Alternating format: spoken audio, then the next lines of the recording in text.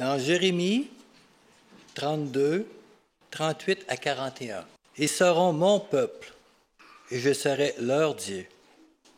Je leur donnerai même un cœur et une voix, afin qu'ils me craignent toujours, pour leur bonheur et celui de leurs enfants après eux. Je traiterai avec eux une alliance éternelle. Je ne me détournerai plus d'eux. Je leur ferai du bien. Je mettrai ma crainte dans leur cœur, afin qu'ils ne s'éloignent pas de moi. Je prendrai plaisir à leur faire du bien, et je leur planterai véritablement dans ce pays. De tout mon cœur et de toute mon âme, c'est ainsi parle l'Éternel. » Alors, c'est le moment de chanter maintenant le chant de consécration et je vous inviterai de vous asseoir pour chanter.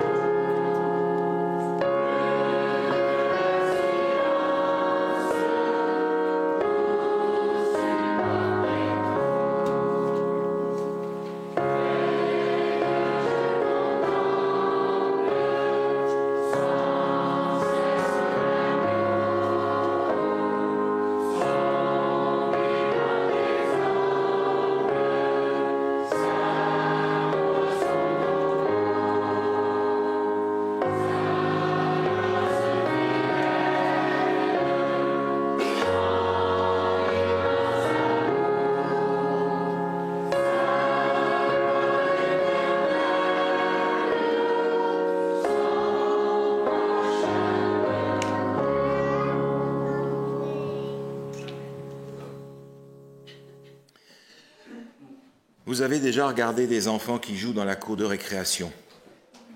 Ils s'entendent bien, vous en avez deux qui jouent ensemble, ça marche bien, et puis tout d'un coup, il y a une dispute, ça se crie dessus, et puis c'est fâché, et puis ça y est, ils sont plus amis. Il y a un qui part de l'un côté, l'autre qui part de l'autre, il va jouer avec les autres, c'est fini. Les amis sont fâchés. Et puis le soir, vous les voyez qui rejouent ensemble de nouveau, parce qu'ils sont amis de nouveau. Puis demain, ça recommence. Ce que vivent les enfants, les adultes le vivent souvent aussi.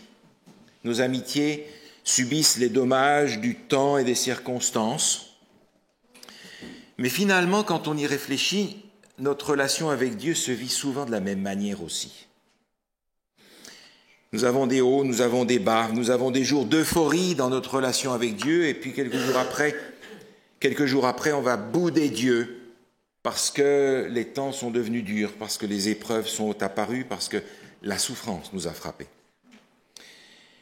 Et je ne peux pas blâmer le peuple d'Israël parce qu'il vivait sa relation avec Dieu de la même manière. Nous vivons de la même manière notre relation avec Dieu. Et même si en lisant le texte, nous avons l'impression que nous ferions mieux qu'eux, je ne suis pas sûr dans la réalité de nos jours, qu'en fait, nous faisons mieux que ce que faisait le peuple d'Israël dans l'Ancien Testament. Notre relation avec Dieu passe par toutes sortes d'étapes. Et dans la vie de l'Ancien Testament, dans la vie du peuple hébreu, il passait une étape après l'autre, revenait à une autre étape, et tous ces différents moments de la relation avec Dieu se trouvent décrits, ces moments se trouvent décrits dans l'Ancien Testament. J'aimerais vous suggérer évidemment ce matin 7 étapes de cette relation entre le peuple d'Israël et Dieu. 7 étapes que vous reconnaîtrez bien, parce que nous les vivons aussi avec lui dans une certaine mesure. La première, c'est l'euphorie. C'est l'euphorie, c'est le grand amour. Dieu aime son peuple aime Dieu. C'est une relation proche. il y a beaucoup d'espoir. Dieu fait des choses immenses pour son peuple et son peuple le loue, le chante, c'est extraordinaire. Regardez ce passage qui est symptomatique de cette période d'euphorie dans la relation avec Dieu dans le livre de l'Exode au chapitre 19. Livre de l'Exode, chapitre 19, à partir du verset 4. Il est écrit ceci. « Vous avez vu ce que j'ai fait à l'Égypte et comment je vous ai porté sur des ailes d'aigle et amené vers moi. Maintenant, si vous écoutez ma voix, si vous gardez mon alliance, vous m'appartiendrez entre tous les peuples, car toute la terre est à moi. Vous serez pour moi un royaume de sacrificateurs et une nation sainte. Voilà les paroles que tu diras aux enfants d'Israël. » Moïse vint appeler les anciens du peuple, et il mit devant eux toutes ces paroles comme l'Éternel le lui avait ordonné. Le peuple tout entier répondit, « Nous ferons tout ce que l'Éternel a dit. » Dieu dit quelque chose et le peuple dit « Amen, on va le faire tout de suite. » L'histoire est un peu différente, mais ce texte traduit cette période d'euphorie dans la relation avec Dieu. C'est un grand début. Vous connaissez aussi ce texte dans le livre de Jérémie au chapitre 31 qui fait référence à l'Exode, où il est dit, et Dieu s'adresse au peuple et il dit « Je t'aime d'un amour éternel ». Période d'euphorie entre Dieu et le peuple. Et puis vous vous souvenez de cet événement où Dieu choisit le deuxième roi pour Israël. Et il dit, voilà, j'ai trouvé un homme selon mon cœur, David. Un homme selon mon cœur. Et puis on va lire aussi ce texte lorsque Salomon fait la prière de dédicace du temple. On est encore dans cette période d'euphorie. Regardez dans le premier livre des rois au chapitre 8. Premier livre des rois, chapitre 8, le verset 23 dit ceci. « Ô Éternel Dieu d'Israël, il n'y a point de Dieu semblable à toi, ni en haut dans les cieux, ni en bas sur la terre.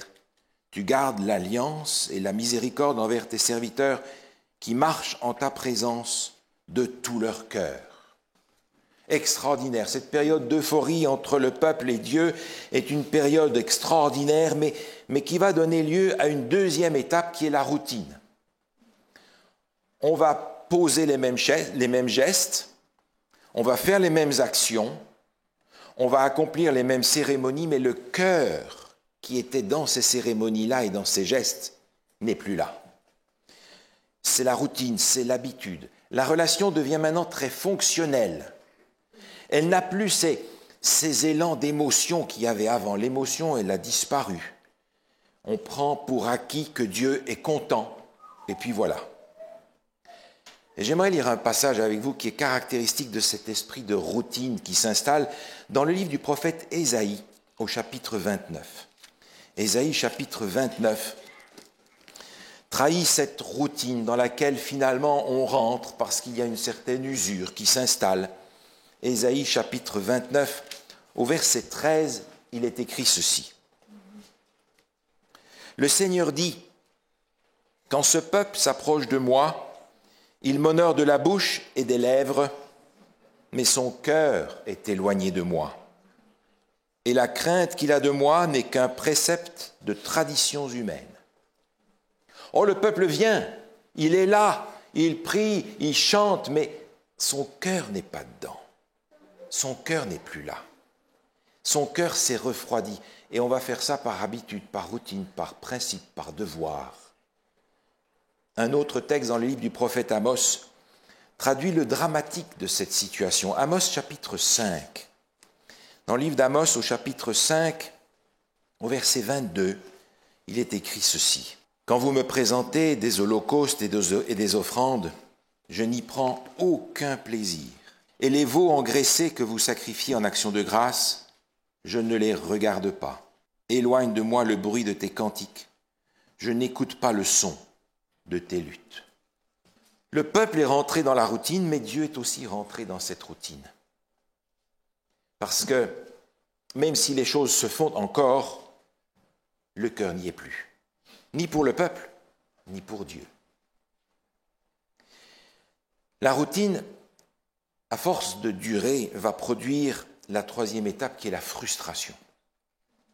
La frustration, on va laisser sortir la colère, on va laisser sortir ce ressentiment Et en réalité, le peuple cherche non plus le plaisir de Dieu, mais son propre plaisir. On cherche à se faire plaisir à soi, si bien que cette routine devient une frustration où le peuple est frustré avec Dieu et Dieu est frustré avec son peuple. Alors j'aimerais regarder 2 textes dans ce sens-là. Regardez dans le livre du prophète Malachie comment Dieu s'exprime et exprime sa frustration dans cette relation avec le peuple. Malachie chapitre 3. Malachie chapitre 3, verset 13. « Vos paroles sont rudes contre moi, dit l'Éternel. Et vous dites, qu'avons-nous dit contre toi?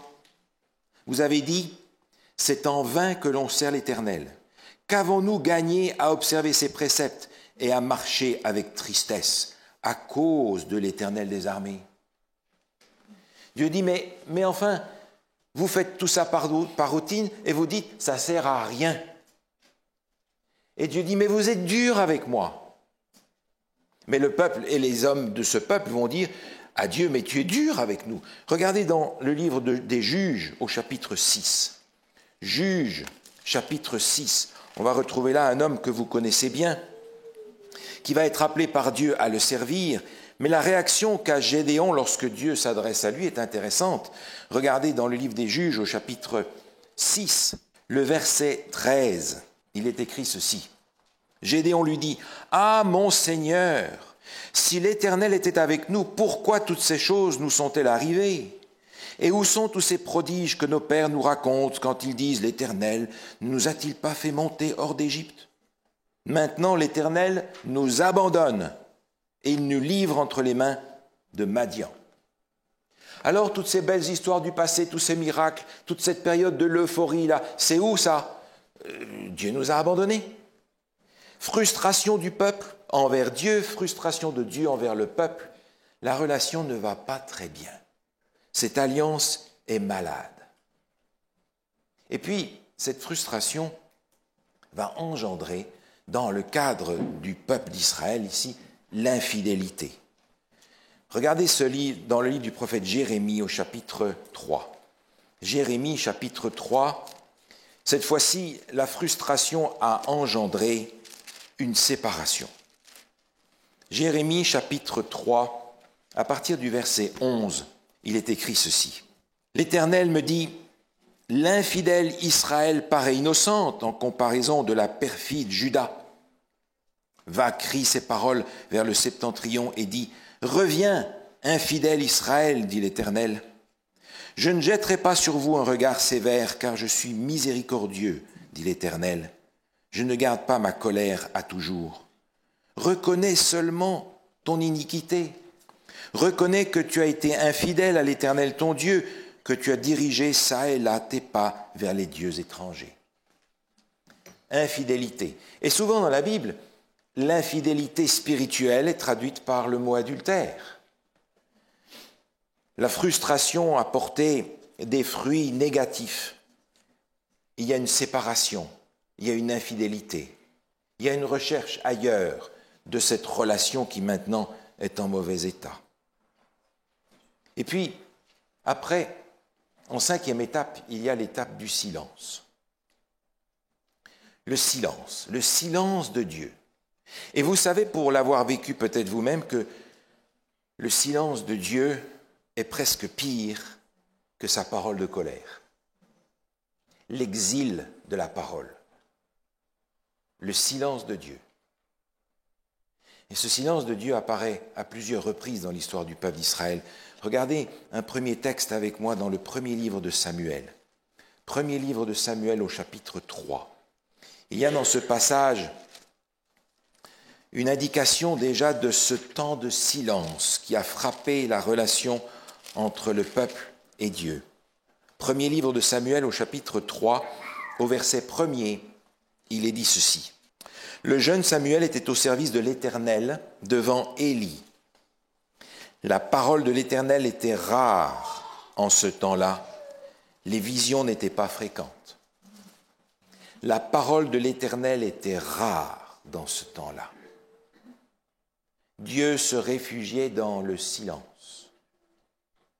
Un autre passage dans le même livre de Samuel, le premier au chapitre 28, à l'autre bout du livre de Samuel, 1er Samuel, chapitre 28, au verset 6, il y a là encore le silence de Dieu. Vous connaissez cette histoire, c'est la fin du règne de Saül, et il est dit dans 1 Samuel 28, verset 6, « Saül consulta l'Éternel, et l'Éternel ne lui répondit point, ni par des songes, ni par l'Urim, ni par les prophètes. » Rien. Silence. Le silence de Dieu pèse lourd sur le cœur de l'homme, en particulier dans la souffrance. Et vous vous souvenez de cette parole de Job qui dit à Dieu, « Je crie vers toi et tu ne réponds pas, tu deviens cruel contre moi. » C'est dans Job, chapitre 30. Lorsque la souffrance frappe et que l'on prie et que l'on crie à Dieu et que le silence est total, on a l'impression que notre prière ne va que jusqu'au plafond et jamais plus haut. Le silence de Dieu est encore plus dur que sa parole de colère. Et puis, bien entendu, on ne peut pas manquer de lire ce passage dans l'Évangile selon Matthieu, au chapitre 26, où se trouve là manifesté d'une façon dramatique le silence de Dieu. Matthieu, chapitre 26, à partir du verset 62, il est écrit ceci. Le souverain sacrificateur se leva et dit à Jésus, « Ne réponds-tu rien? Qu'est-ce que ces hommes déposent contre toi ?» Jésus garda le silence. Ces hommes sont pratiquement insultés par le silence de Dieu devant eux. Le silence de Dieu. Le peuple, dans l'Ancien Testament et parfois dans le Nouveau Testament et l'époque de l'Église, a souvent vécu cette période du silence de Dieu. Le silence de Dieu pendant les persécutions. Le silence de Dieu dans la souffrance. Comme si quelque part, on n'avait plus rien à se dire. L'étape suivante, l'étape numéro 6, c'est la repentance. Parce que la souffrance de cette relation cassée devient insupportable et finalement, c'est un appel à revenir à cette alliance et à cette relation qui a tellement souffert. Dieu met dans le cœur l'humilité. Il met dans le cœur le désir de retrouver le contact que l'on a perdu. On se souvient de ces jours heureux et on veut les retrouver. Regardez ce texte dans le livre du prophète Néhémie. Néhémie au chapitre 9. On trouve dans ce texte-là cette notion de retour. Néhémie chapitre 9, à partir du verset 32. C'est un extrait de la prière de Néhémie qui dit ceci.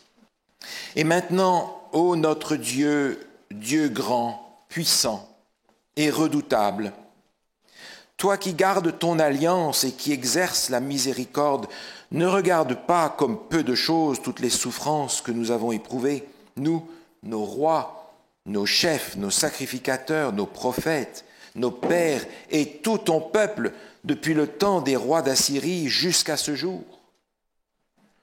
Tu as été juste dans tout ce qui nous est arrivé, car tu t'es montré fidèle et nous avons fait le mal. » Cet esprit de repentance qui reconnaît que nous avons fait le mal, mais toi, malgré ça, tu es resté fidèle et juste. Cet esprit de repentance va nous amener à rechercher le contact que l'on a perdu. Et en 7e étape, bien entendu, lorsque cet esprit de repentance porte ses fruits, on arrive à retrouver l'euphorie, le premier amour. Et je voudrais lire un texte dans ce sens dans le livre du prophète Ésaïe au chapitre 44. Ésaïe chapitre 44 au verset 21, il est dit ceci. « Souviens-toi de ces choses, ô Jacob, ô Israël, car tu es mon serviteur, je t'ai formé, tu es mon serviteur.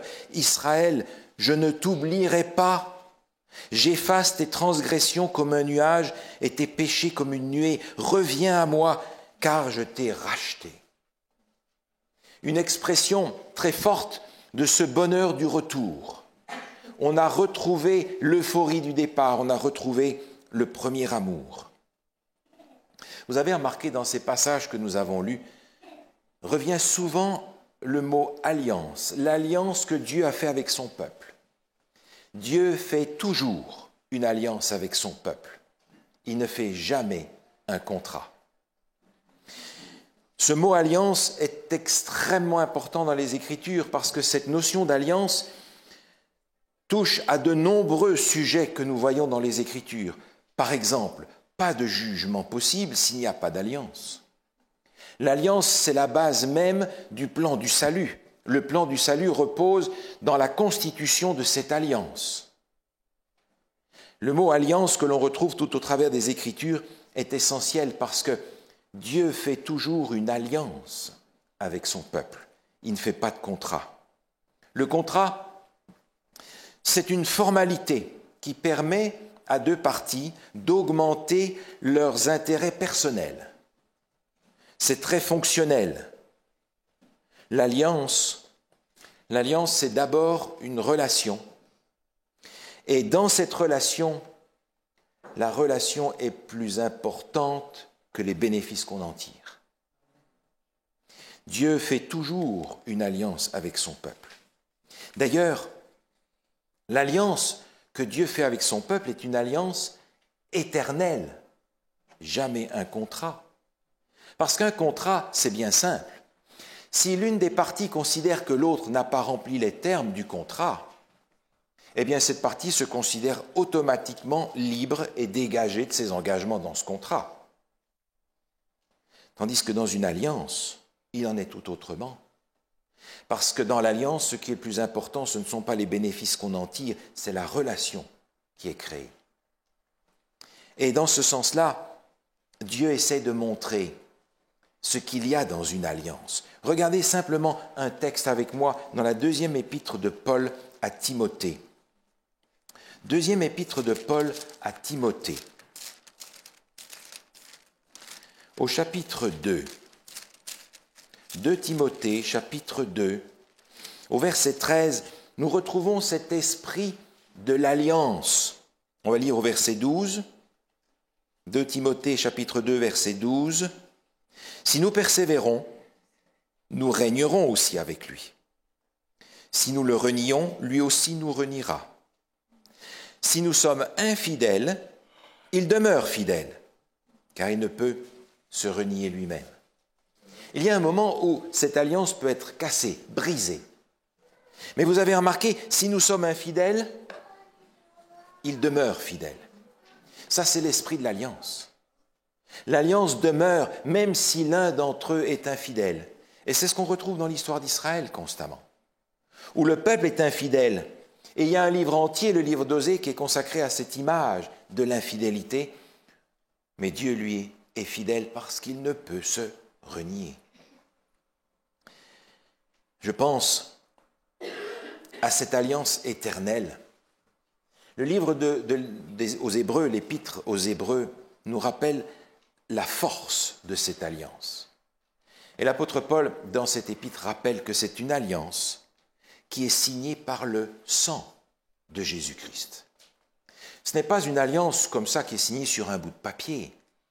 C'est une alliance signée par le sang de Jésus-Christ. C'est dire à quel point quand Dieu fait une alliance, c'est une alliance qui a un poids énorme. C'est une alliance de vie ou de mort. Et je trouve que l'alliance que Dieu fait avec son peuple ressemble beaucoup à l'alliance dont Dieu est témoin lorsque nous vivons notre mariage. Finalement, ces deux alliances se ressemblent beaucoup. Parce que, vous l'avez vécu aussi, nos mariages passent par ces mêmes 7 étapes dans le courant de leur existence. Nous vivons aussi ces mêmes étapes. Ça commence, vous vous en souvenez, par l'euphorie, le premier amour, où on a des petits cœurs qui se promènent dans les yeux, vous vous en souvenez, où on va tout faire pour l'autre, on va prendre soin de l'autre, on va penser à l'autre jour et nuit. C'est une relation proche qui est chargée d'émotions, et pour certains, ils ne marchent plus par terre, ils volent pendant cette période-là. Ça, c'est la période d'euphorie, qui dure un certain temps, mais après ça, on tombe aussi dans la routine. Les émotions retombent, les gestes sont encore là, on fait encore les mêmes choses, mais le cœur n'y est plus de la même manière. On n'a plus cette même émotion, on n'a plus cette même attention. On est occupé à autre chose que de s'occuper de l'autre. Et puis finalement, on s'occupe de soi parce qu'on a l'impression que l'autre ne s'occupe pas assez de nous. Alors on va s'occuper de soi-même. Et on fonctionne maintenant dans une relation très, très pratique, très fonctionnelle. On a des devoirs à remplir, on a des choses à faire et on les fait. Et on se rend compte que la vie de cette relation, elle est partie, mais on n'est pas bien sûr où elle est partie. Alors la routine débouche ensuite sur la frustration.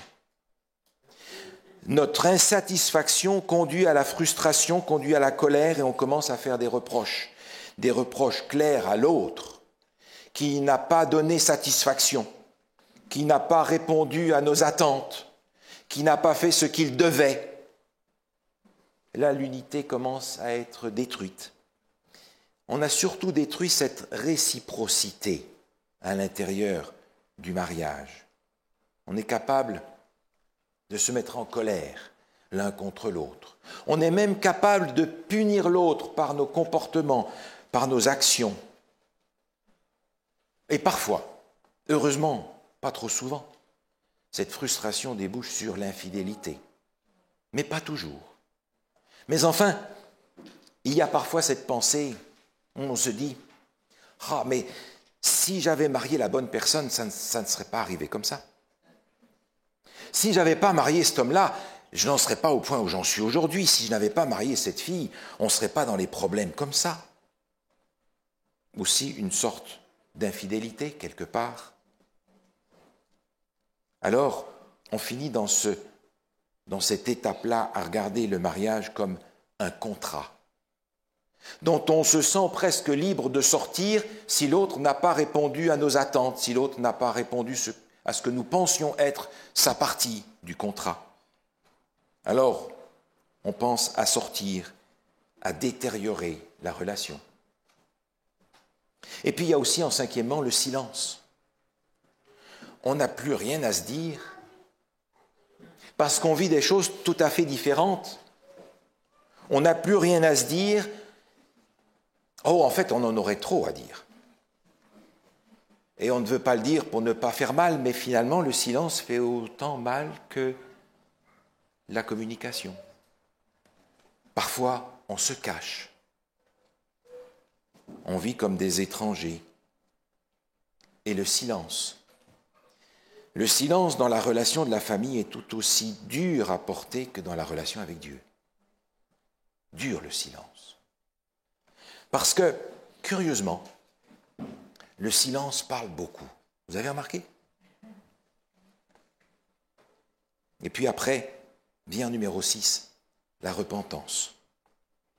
La souffrance de cette relation brisée est un appel pour la reconstruire. Le Seigneur met dans notre cœur l'humilité. Il met dans notre cœur l'altruisme. Il met dans notre cœur les sentiments nécessaires pour aller ensemble rechercher l'endroit du chemin où on n'a plus marché ensemble et où nos chemins se sont séparés. On va les rechercher ensemble et on commence à bénéficier, non pas du contrat, mais de l'alliance, parce qu'on cherche à se réapprivoiser. Et puis septièmement, le Seigneur nous donne la grâce de retrouver le premier amour, parce que dans ce premier amour retrouvé, il y a beaucoup plus de maturité que dans l'euphorie du départ, parce qu'on est en train d'apprendre ce que c'est que de vivre la grâce de Dieu. Le mariage est une alliance, jamais un contrat. Alors il y a bien entendu cette idée moderne qui dit évidemment, si l'autre ne me donne pas satisfaction, s'il ne me donne pas le bonheur que j'attendais, s'il ne me permet pas l'épanouissement auquel j'ai droit, s'il ne donne pas cette liberté de faire ce que je veux quand je veux, eh bien dans ce cas-là, puisque le mariage, pense-t-on, est un contrat, il n'a pas rempli, elle n'a pas rempli sa part, je peux sortir de là et je suis libéré. Le mariage n'est jamais un contrat, c'est toujours une alliance. Gary Thomas mentionnait une étude qui a été faite et qui rapporte quelque chose d'intéressant. Il faut 9 à 14 années pour un couple pour arriver à penser non plus en tant que deux personnes, mais à penser en tant qu'une. Il faut 9 à 14 années pour qu'un couple arrive à poser les fondements d'une nouvelle personne et qu'ils arrivent à constituer l'unité avec deux morceaux différents. Il faut entre 9 et 14 années. C'est dire que la consolidation d'une alliance ne se fait pas en une journée.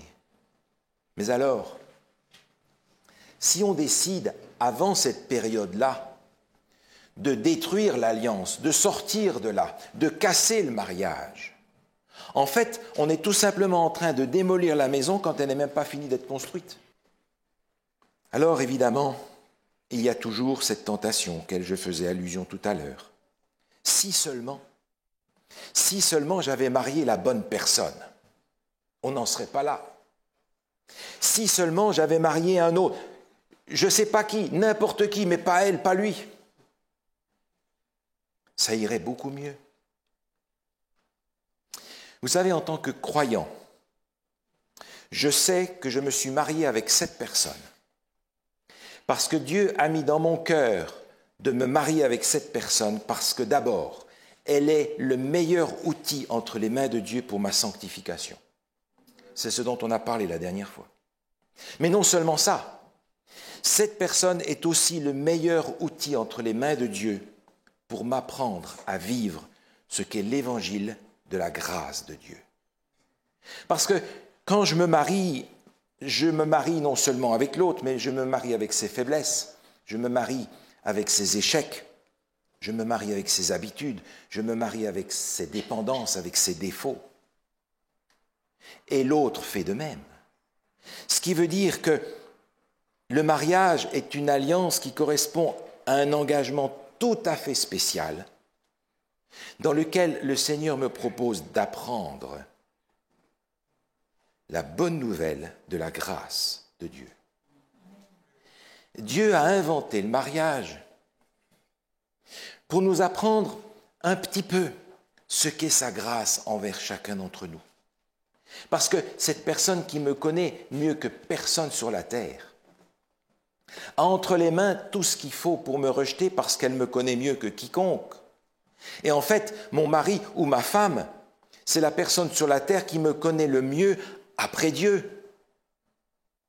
Et cette personne aurait tout ce qu'il faut pour me dire « mais cet homme est invivable, cette femme est épouvantable ». Mais dans l'alliance, j'apprends à vivre la bonne nouvelle de la grâce. La grâce que je donne et la grâce que je reçois. Dieu a inventé le mariage pour nous apprendre à découvrir la grâce de l'amour de Dieu. Finalement, nous avons besoin, pour entretenir notre alliance avec Dieu, des mêmes ingrédients dont nous avons besoin pour entretenir l'alliance de notre mariage.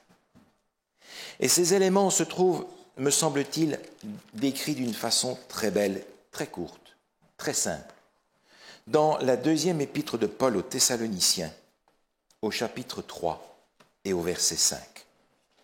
Deuxième épître de Paul aux Thessaloniciens, chapitre 3, verset 5. Il est écrit ceci. Que le Seigneur dirige vos cœurs vers l'amour de Dieu et vers la patience de Christ. Si ces deux choses abondent dans notre relation avec Dieu et abondent dans notre alliance de mariage, nous arriverons à donner gloire à Dieu. Amen. Amen.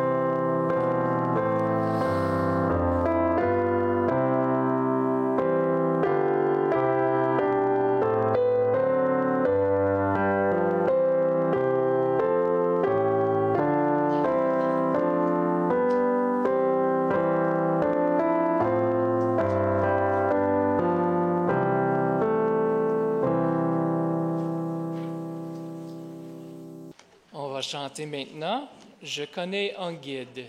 On va se mettre debout.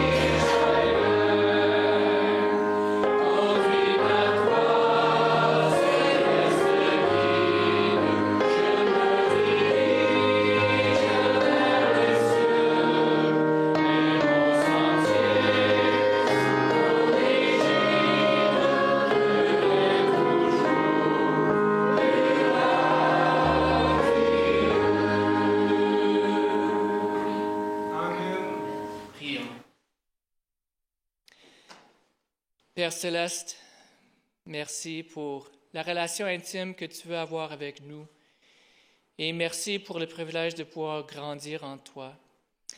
Et merci aussi pour la bénédiction que tu nous donnes à travers notre relation de couple. Merci pour les leçons de vie que tu nous apprends et merci aussi pour la puissance que tu nous donnes. Merci pour le Saint-Esprit qui nous éclaire pour qu'on puisse prendre de bonnes décisions. Et cette semaine, nous voulons être tes enfants, nous voulons te suivre avec tout notre cœur.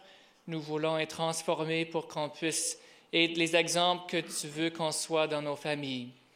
Et oui, nous sommes conscients du fait que souvent, c'est la place qui est la plus difficile à être des exemples de toi.